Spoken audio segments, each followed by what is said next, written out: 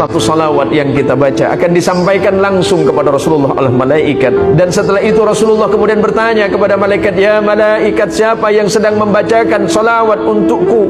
Ya Rasulullah, dia adalah salah satu dari umatmu yang selalu bermaksiat. Ya Rasulullah, sampaikan kepada kekasihku, kita bermaksiat, tapi Rasulullah menyebut kita kekasihnya. Kita ini selalu berdosa kepada Allah dan bermaksiat kepada Allah, tapi ketika kita menyebutkan kalimat Allahumma salli ala Sayyidina Muhammad, disampaikan kepada Rasulullah. Rasulullah kembali memberikan salam kepada kita. Sampaikan kepada mereka, ya malaikat, kalau mereka membaca salawat kepadaku satu, maka niscaya Allah akan membalas 10 kebaikan bagi mereka. Maka janji Rasulullah untuk kita semuanya, orang yang paling berhak duduk bersamaku di yaumil qiyamah adalah orang-orang yang senantiasa lidah dan hatinya berzikir kepada Allah dan membacakan salawat untukku.